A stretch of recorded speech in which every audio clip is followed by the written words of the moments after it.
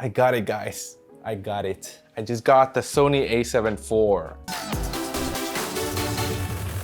So in today's video, I want to very quickly talk about 10 main differences that I find between this A7 IV and the A7 III, and a few similarities. In the coming days and coming weeks, I'll be creating a lot more content about this camera. So if you haven't subscribed, make sure you hit the subscribe button to be notified when those videos come out about the A7 IV. And there are a lot of videos out there talking about differences and similarities between the A7 IV and the A7S III, but today I wanted to talk about it versus the A7 III, since that is the camera that I have. And I feel that it's a more direct comparison since these both cameras are meant to be hybrid cameras for hybrid shooters for both photo and video, and they're in the same line. They're both the A7 series. And these are not all the differences that are between these two cameras. There are way more, but in just a couple of short days that I've had to play around with the A7 IV, these are the ones that stand out to me right away. So the first one obviously is the body. It's a much bigger body compared to the A7 III. This is more similar to the A7S III, if not pretty identical. And it also has a larger grip, and you may welcome that or you may dislike that depending on if you wanted a more compact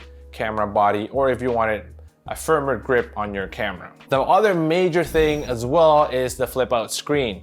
A7 III, if you had one, flip up, and that's it. This one, fully articulating screen. The next difference that I find myself using a lot in the last couple of days and I find very useful is the quick dial for photo, video, and SNQ mode. One really cool thing about this dial is that I can toggle it with just one hand. I don't have to look above the camera to turn it between manual mode and photo to movie mode. So here I can just quickly switch between photo and video, and this is massive for hybrid shooters. You have to press the button at the front to be able to rotate that dial, but it's very easy to get used to. The next thing is that it has better built doors. So the compartment doors where you plug in your mic or your headphones are way better than the A7 IIIs. The A7 IIIs were a little bit more like flaps. One of the little attachments of the A7 III flap that I have kind of broke, so sometimes it will just hang around like that and just chill. But these ones are very solidly built. They're actually like doors, like little compartments, which is really cool. The A7 IV also takes full-size HDMI as opposed to the A7 III. Another thing that is really cool in my opinion is that they added a new sensor cover. So it's this little door that you can activate whenever the camera turns off so that it covers your sensor. And that is massive, especially if you're always changing lenses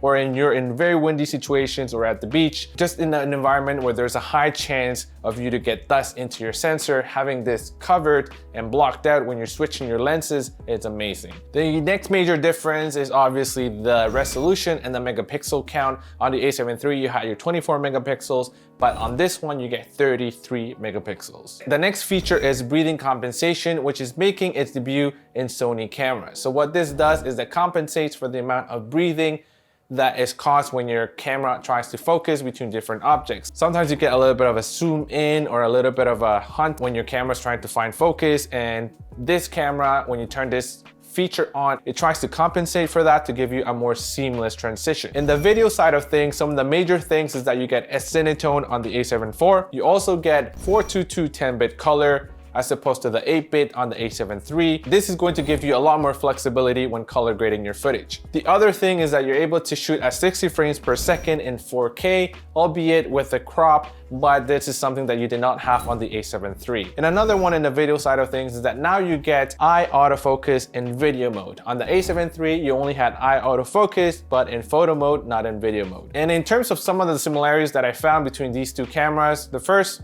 is the battery. It's exactly the same battery between the A7 III and the A7 IV. So if you already have an A7 III, you can use those batteries and use them on the A7 IV. And the second similarity is that this camera also has clear image zoom. Since it has a high megapixel count, you're able to zoom in video mode without losing quality. So you can zoom in about 2 times if you're shooting in 1080p and about 1.5 times if you're shooting in 4K. And this is something that you were able to do already in the A7 III, and now you're able to continually do it in the A7 IV. This is going to give you that extra reach on your lens without losing any quality in your video footage. And the other similarity is that, like this A7 III when it first came out, in my opinion, the A7 IV is a great hybrid camera. It takes the best of both worlds in terms of photo and video. So if you're shooting a lot of those two, then this is probably the way to go as opposed to the A7S III. And if you're someone who shoots a lot of both photo and video on the A7 III and you want an upgrade, and A7 IV might be the one to go. So that's it for today's video. These are some of the things that I'm starting to notice